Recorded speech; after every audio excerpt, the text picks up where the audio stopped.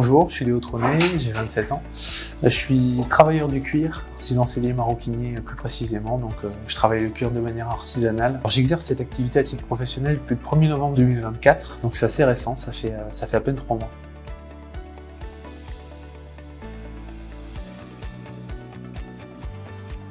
J'ai un parcours universitaire pour commencer, je me destinais plutôt à un parcours scientifique dans le milieu des risques naturels. Voilà, j'ai beaucoup travaillé dans le secteur de la santé publique, des risques naturels, la prévention des risques naturels, et je me suis dit à un moment qu'il était temps de me lancer dans ce projet qui me tient à cœur depuis un petit moment en matière de loisirs, puisque c'est un métier que je pratique en dilettante depuis quelques années de manière tout à fait hobbyiste. Alors j'ai suivi une petite formation en ligne qui comportait quelques vidéos sur les bases, notamment sur la couture.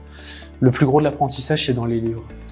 On trouve beaucoup notamment dans la littérature anglo-saxonne de la fin du XXe siècle, un couple aux États-Unis qui a vraiment développé énormément de choses sur le travail du cuir, que je remercie énormément pour ça, et qui travaille vraiment le cuir de manière très artisanale, traditionnelle, toujours dans une optique de durabilité et d'efficacité.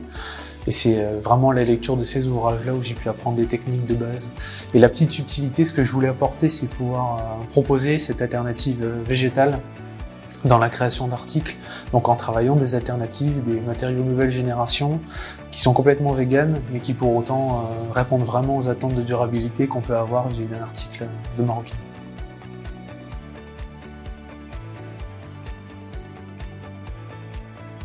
Alors je travaille avec deux gammes. On peut s'exprimer comme ça, une gamme permanente où je vais vraiment proposer des produits de la vie courante, entre guillemets, du porte-clés, du porte-monnaie, du porte-carte, du portefeuille, de la ceinture, du collier pour chien, où là je vais travailler essentiellement le cuir avec une tannerie locale, tannerie Radermaker qui est à Comines, qui propose vraiment des cuirs de très grande qualité, en tannage végétal.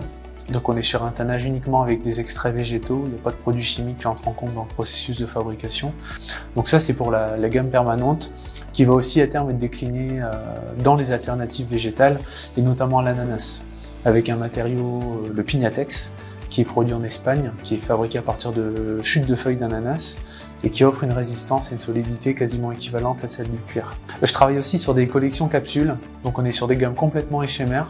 Je vais récupérer des chutes de matériaux, donc à la fois pourquoi pas chez le fabricant de Pignatex, qui va sur des fins de rouleau déstocker les gammes, et aussi avec des professionnels du cuir, qui parfois se débarrassent de chutes.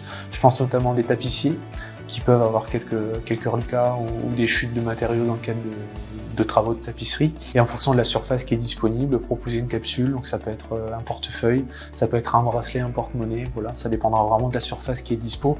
Je peux travailler au marquage à chaud, donc je peux le faire par exemple pour l'impression de la marque, et je travaille aussi au marquage à froid.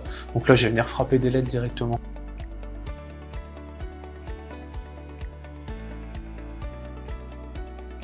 J'ai envie de dire que j'ai toujours été passionné par l'artisanat.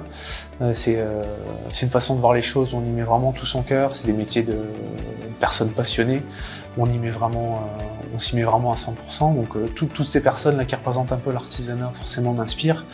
Je suis aussi beaucoup inspiré par la gastronomie, je suis quelqu'un qui apprécie beaucoup les bonnes choses, épicurien de manière plus générale.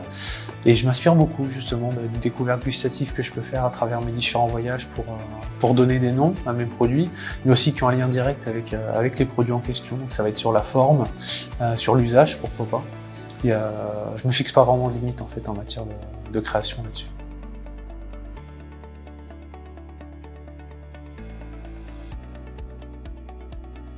Futur projet, oui, j'aimerais beaucoup faire des collaborations justement avec d'autres artisans, faire des crossovers avec d'autres, pourquoi pas travailler avec des illustrateurs, travailler sur... pourquoi pas trouver un process ou faire de la couverture de livres sur lesquels on pourrait y trouver un dessin d'un illustrateur, des artistes qui travaillent aussi sur la photo. Pourquoi pas trouver un process pour imprimer des photos sur du cuir qu'on pourra ensuite utiliser dans la production d'objets de déco, ce genre de choses. Mais encore une fois, je me pose pas vraiment de limites. Je me repose beaucoup sur les connaissances et les rencontres que je peux faire. Et c'est à ces moments-là où je me dis que voilà, il y a peut-être quelque chose à faire. Toujours en gardant en ligne de mire la durabilité et jamais faire court là-dessus.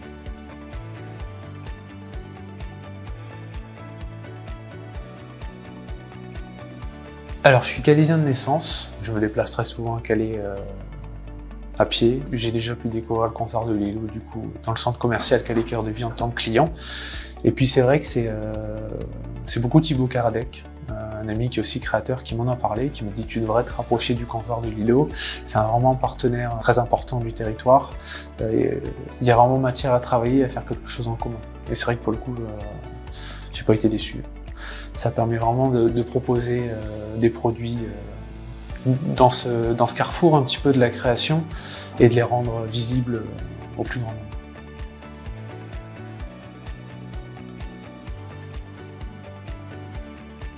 C'est aussi un projet qui a été développé en parallèle de toute cette mode un peu de la fast fashion, où on va acheter pour consommer et puis pas considérer l'aspect durable en premier. Moi, il me paraît vraiment important de pouvoir faire quelques pas en arrière peut-être sur ce point de vue-là, cibler des articles qui vont pouvoir être utilisés plusieurs années, plusieurs dizaines d'années, valoriser l'artisanat local et puis arrêter de surconsommer des produits qui vont être jetés quelques mois après l'achat. Non, moi au-delà de fournir un produit, je veux aussi pouvoir transmettre quelque chose qui me tient à cœur en fait. C'est plutôt le vecteur d'une passion, les différentes créations que je peux proposer et donner un peu toute cette... c'est un peu plus abstrait, une certaine bienveillance et l'espoir que ce produit va servir, va faire plaisir et pourquoi pas être transmis par la suite à quelqu'un qui en aura besoin également. Ça me paraît important.